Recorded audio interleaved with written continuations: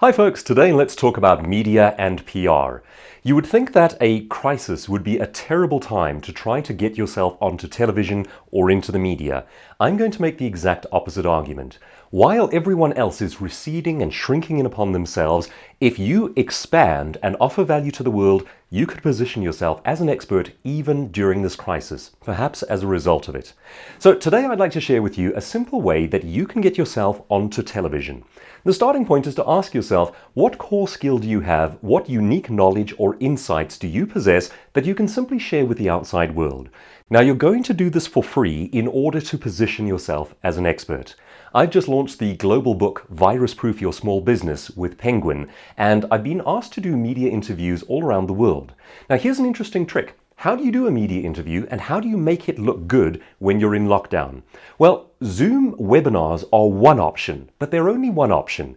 What I've been doing in a lot of cases is asking the journalists for the questions they might like to ask, and then I film the response. So they will send me a question like, did it take a long time to write this book? And of course my task is then to go, well Dave, that's an excellent question. But of course I'm not talking to Dave. I have the text and I'm simply responding to it spontaneously.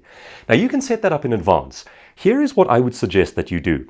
If you have the place to do it, and if your spouse will let you get away with it, paint one of your walls green. By doing that, you create yourself an instant green screen, and you can put, frankly, anything behind you.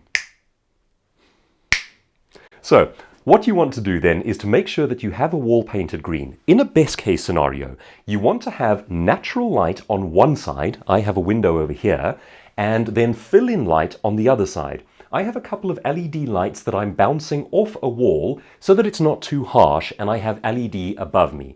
Now this is quite an important point. If you have two different sources of light, you're going to create difficulties for yourself. If you have a normal, say, municipal bulb overhead and you have LED lights on the other side, your camera is going to struggle with that and you'll have a grainy effect. So fill-in light must be of one kind only.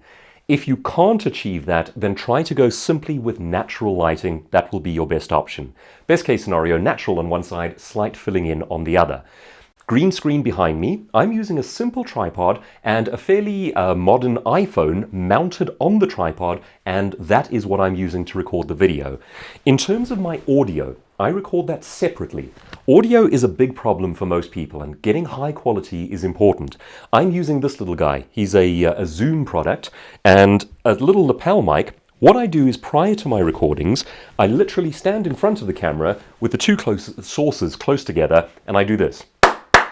That creates a sound peak. When I edit it together afterwards, I simply align the sound peaks and I'm good to go. I then delete the sound from my iPhone, which has a tinier, more hollow, sort of echoey sound, and I use this exclusively. I'm editing on a MacBook, as simple as that. It comes with the program iMovie. Doesn't take terribly long to figure it out, and you can do all manner of basic edits and simple effects. And a passing tip on that one, if you would like animations, different effects between scenes, if you'd like to bring in beautiful title text and so forth, use either PowerPoint or the MacBook equivalent, which is Keynote. That has all of the information, all of the animation settings. So you can animate your logos, you can animate slides and so forth.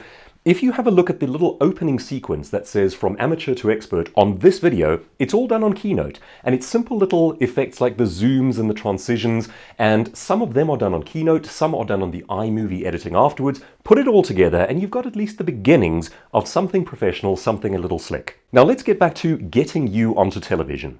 If you have the sound and video quality to go for it, that is going to make a big difference to the mind of a producer. You are more likely to get a yes as a result of that. What I encourage you to do is to film a sample clip and to upload it to YouTube. So what you do, for instance, is you stand in front of the camera and you say, today I'd like to share with you 3 ways to.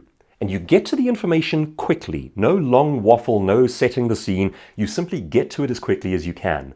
And it can be whatever pertains to your world, to your area of expertise, and to your customer base. Choose the outlet that will most logically go for that kind of material. You put together your little video in which you say, here are 3 ways to. Thank you very much for watching. Visit my site at. And send that to producers of television shows. Show them the quality of the video, show them the quality of the presenting, and offer to do interviews for them. Mention that if they would like to send you a set of questions, you can provide good value to their viewers. It's all about giving value to the viewers. In most cases, they will then say yes. Now, let's talk about the presenting itself. There's something a little odd that you're going to have to learn to do, which is to project to the little camera on your phone, or to whichever camera you're using. Most of that is about the eyes. The smile, the sense of being alive, is really enacted around here. Think of it in terms of switching on a light at the side of your eyes and being charming to the camera. Talk to it as though you're talking to a normal human being. What you don't want to do is to look as though you are saying a thing to a box.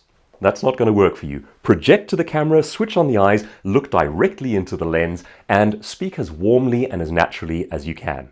If you're new to the world of video interviews, video blogs, and perhaps to the idea of creating your own YouTube channel, there is no better place to start than YouTube itself. Ask it all your logical questions. So type into a YouTube search, how do I set up a studio for creating videos?